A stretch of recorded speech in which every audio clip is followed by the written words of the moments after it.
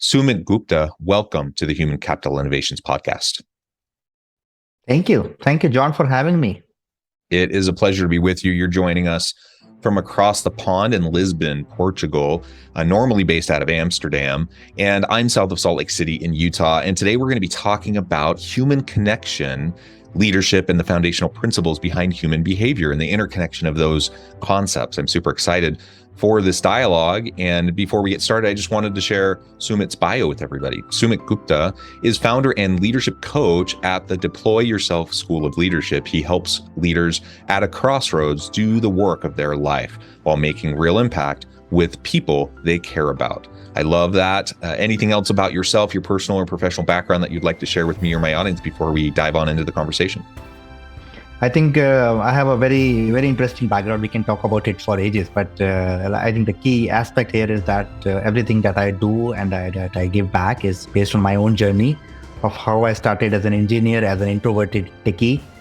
And then I found my passion for people, and what I do is entirely focused on people and leadership teams, which is quite a big turn if you know how geeky and how introverted techies can be. So that I would like to add that tidbit before we start. Yeah, well, that transition, I think many people kind of go through various stages and transitions in their professional career. And for you, it was doing the tech stuff and then moving into the people space. Other people may go the other direction, or there's 1,000 different ways people can go. But I think that's always interesting to learn about those types of shifts that people go through. And in fact, it's those shifts, those life shifts, those career shifts that people go through that require the help of often a coach, or at least mentors, people who can coach and mentor and help you think through and make those adjustments, at important stages of your life. And so that's what you're doing now. You've experienced it yourself. You're doing it now, paying it forward, trying to help others who are going through the same process. So I think that's fantastic. Let's start by talking about human connection. Why is this idea of human connection so important in this day and age? I think the fact that we are talking right now on two different continents is a good metaphor for to talk about human connection. I think we are all connected, and many times, at least in organizations, what I have seen is we tend to see people, or we tend to have in the past at least see people as resources and seeing them as individual units and not interconnected pieces which blend together, which work together, which function together. And I think that's the key missing piece in leadership. And if we can see people as teams, people as groups who feel together, who talk together, ideate together, there is a huge potential which can be unleashed, which can be unlocked just by taking a different perspective to human beings. Yeah, and I think we're social animals. Everyone needs connection, even introverts who may not need as much social interaction as extroverts. They still need that human connection, and they still need, their close group of friends, their confidants, those people that they can lean on. And we all just need that. And I think over the course of the pandemic, we definitely saw a rise in depression, anxiety, all those types of mental health challenges and issues that people were facing, in large part due to the social isolation that people were experiencing during the pandemic with lockdowns and not being able to see friends and family. And I remember, this was not that long ago, but I remember how hard it was to largely be cut off from the rest of my community and my colleagues and whatnot. And I have a large family, longtime listeners of the podcast know I'm married. I have 6 kids. So the 8 of us together, even when we were completely isolated from everyone else, we still had each other. We still had that social connection, and my kids had their siblings to play with, etc.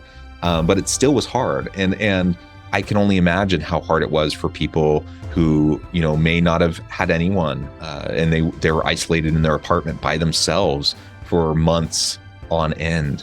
Without being able to directly have human contact. That is just an incredibly challenging thing. Again, that's a bit of an extreme example that we've all kind of lived through and experienced in our recent past. But whether we're talking about that kind of an extreme, or we're just talking about kind of the daily lived experience of most average people day to day now, that things are a little bit more back to normal. the reality is we need that human connection. We need the opportunity to have community. We need to be able to have people we can lean on who can support us and we can support them. And without that human connection, we can't build those relationships that will allow us to have, the mentoring opportunities and the coaching, either for life events that happen that kind of shake things up, or the natural progression in our professional life. Absolutely. I think the foundation of anything that we do together, whether as a family, as a group, as an organization, as a business, is that human connection, right? Unless people can feel connected to each other, there is no team, right? A team doesn't get created by calling a group of people a team. It's created by that connection. A business doesn't get created by like a mission statement or a value statement. It gets created when people are connected through those missions, through that vision, and through the values that the business espouses. Yeah. And as we talk about connection, I think there's clear relevance to leadership as we think about, our ability to have sincere, authentic connection with the people around us on our teams. If I'm going to be an effective leader, I need to be genuine, vulnerable, authentic with my people. I need to create a psychologically safe environment where they feel permission to do the same. And unless I can have genuine connection with my people, we're just not going to function at as high a level as we otherwise might be able to. So I think there's real implications for this, for leadership, for performance, innovation, and those sorts of elements that we want to see come from most teams in the workplace. So let's dive into that a little bit more specifically now. What do you see as some of the major components from human connection moving into the leadership space? I think the foundation of building and tapping into that connection is listening. It's so often we tend to focus on what to do, how to do, what to speak, how to communicate. But most of it, and especially 90% of all we communicate, we express, is in the non-spoken, in the non-verbal. So there's a lot when it comes to leadership where listening can make a huge impact. And when I say listening, I do not mean just listening to the words that are being spoken, but also listening to where the person is coming from, what is happening in their world, right? What do they care about? What are their concerns? What are their strengths? What do they like? What they do not like? And if you can know that as a leader, that's a huge leverage that you have to build that connection. First of all, to have people feel safe, but also to tailor your work, also be flexible with your working style so that you treat people the way they want to be treated, right? You do not want to overload somebody who has 2 kids, right? So somebody, family might be important, but for somebody, growth might be important, right? But unless you listen to that, unless you listen to those emotions, those passions, how can you even be considerate? How can you even be empathetic?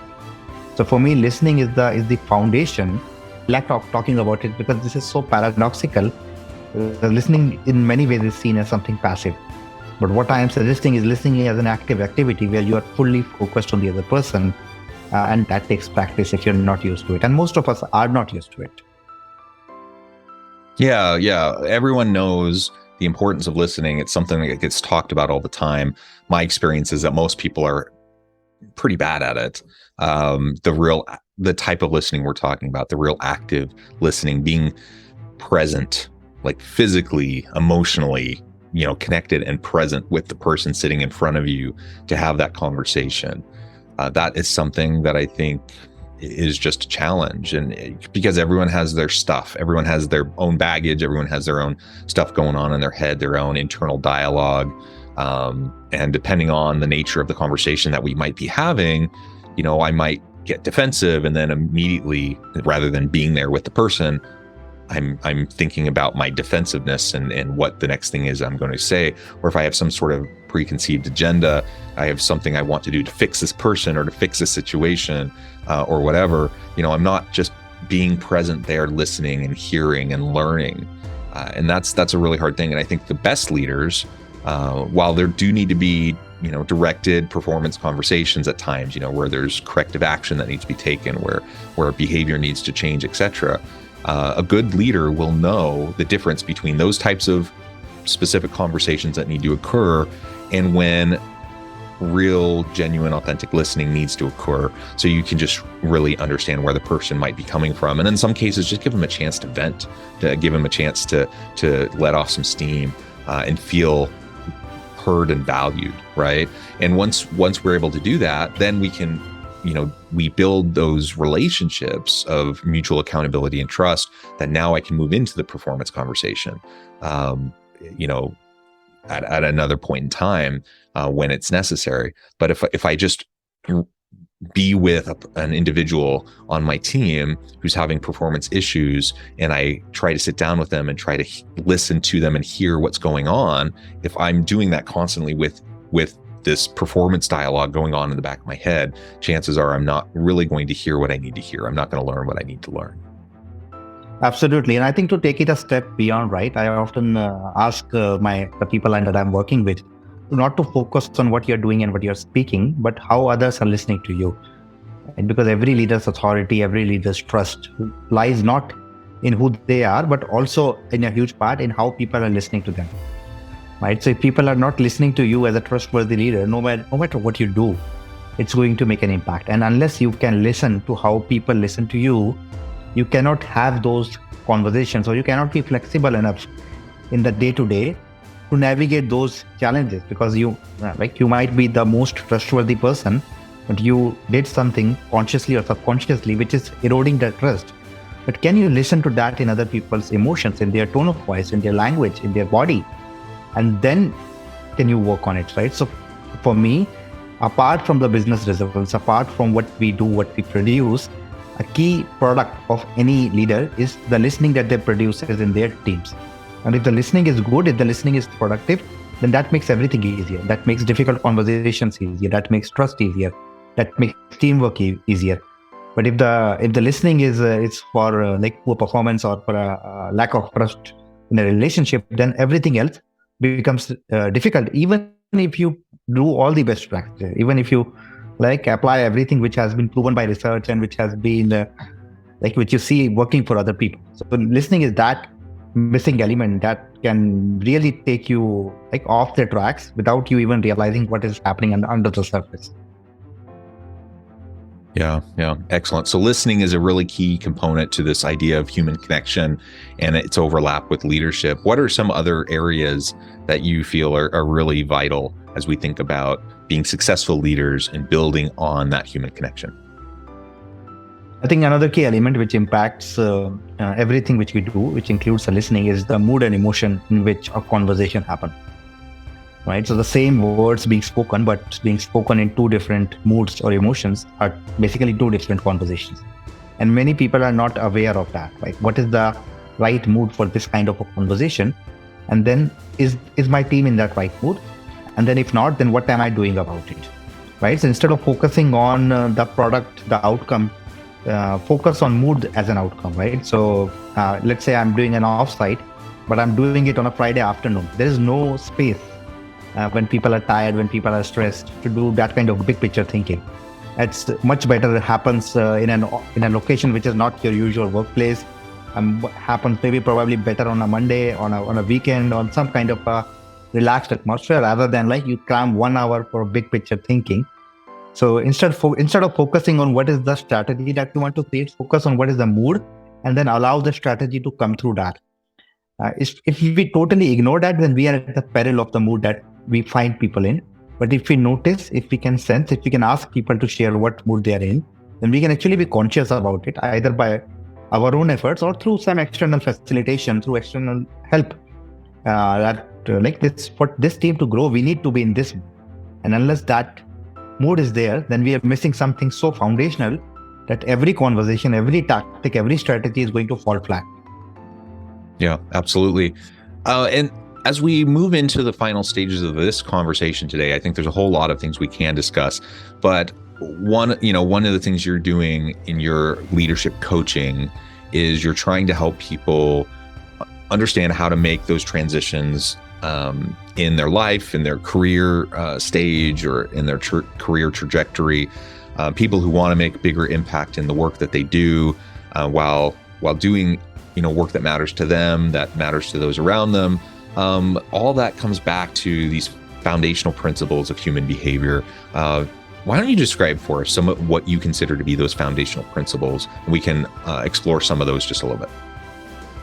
Yeah, I think one of the things which I always tell people, no matter where they are in their journey, is that there is nothing wrong with them. And a lot of people, especially high performers, come from this perspective of wanting to achieve something or produce something to fill a hole, or to prove something either to themselves or somebody else. But sometimes telling somebody that there's nothing missing, that you are perfectly fine the way you are, allows people to free up, to let go of that burden, and actually become better producers, produces better results. And the second is you can anytime take responsibility for wherever you are, without burden, without guilt, without blame. But you can take complete productive responsibility, which is always 100%, never less than 100%, and never more than 100% also, right? So not to try to do everything for everybody around you. That only creates you as a martyr, not as a leader. So at any time you can own up to the choices which you have made to get where you're today, and then take full responsibility, because then that basically means that wherever you want to go in the future, you can start taking actions right now which will help you get there.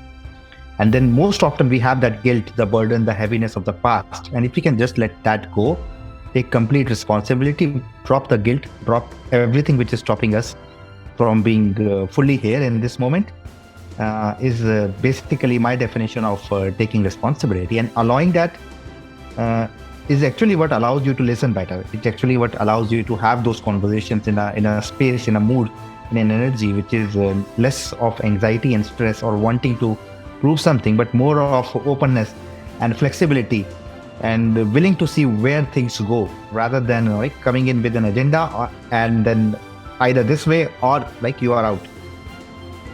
Does that make sense, John? Yeah, I think it does. And yeah, so let's dig into that just a little bit more and some of the related principles around that.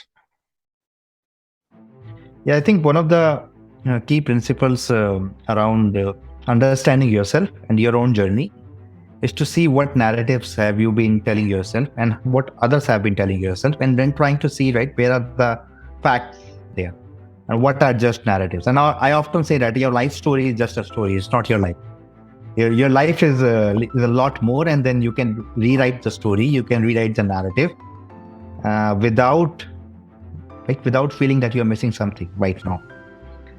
So that's one thing. And the second thing is, when it comes to taking responsibility, it does require a lot of courage, right? But courage not in the way of boldness or bravado, but courage in the way of being open, in the way of sharing what you're scared of.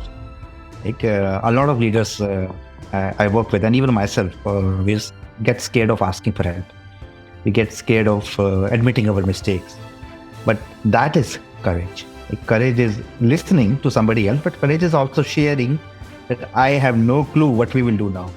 I think the last few years, COVID was a perfect example of for a leader who comes in and say, I know everything, I will prepare a plan and I will take us to the next the next phase of our company, of our business.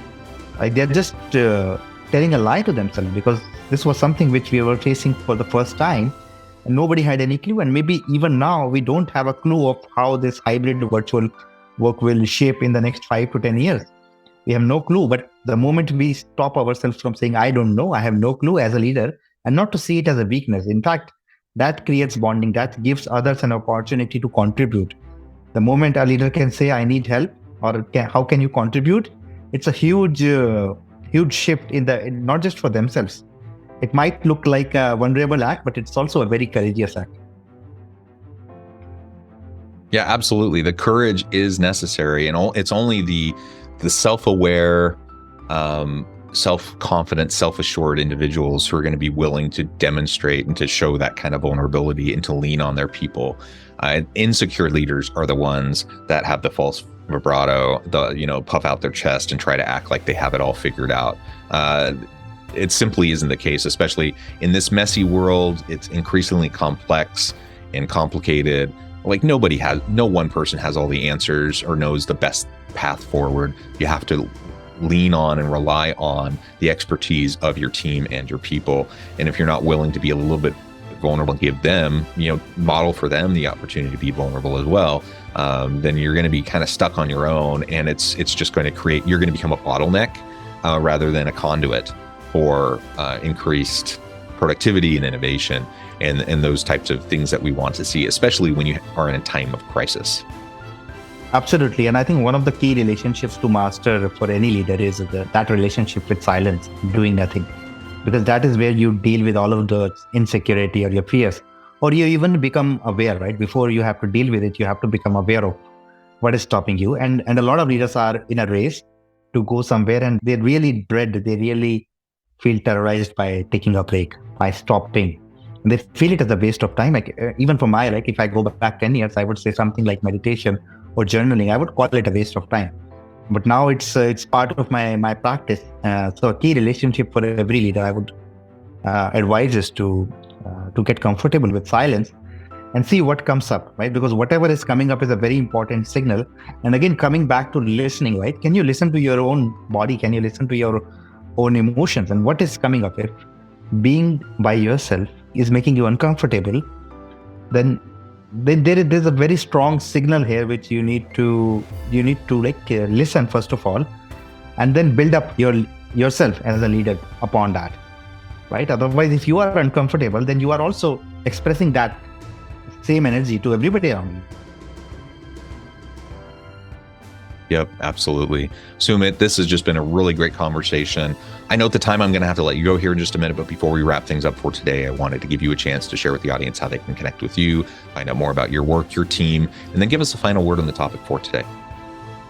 I think my final word would be, Mike, if you have a dream, if you know that there's more to you than the level that you're currently playing at, then you can do that, right? So, and the moment we dream about our biggest dreams, our mind also throws up all the reasons why we cannot do so. Why I'm not good enough, wealthy enough. Sorry, I don't have resources. I don't have a team. I don't have a trust or whatever. But if you have that dream, then you have already taken that step one, and you are already way beyond a lot of people. So if you have that dream, then there is something in you which really wants to, and you know that, and most people know that, right? They have that innate ability and talent to do that. They just sometimes need some help or some space dealing with really settling down and seeing what all is troubling you, and then making sense of it, making that purpose. So my message would be, if you have a dream, go for it.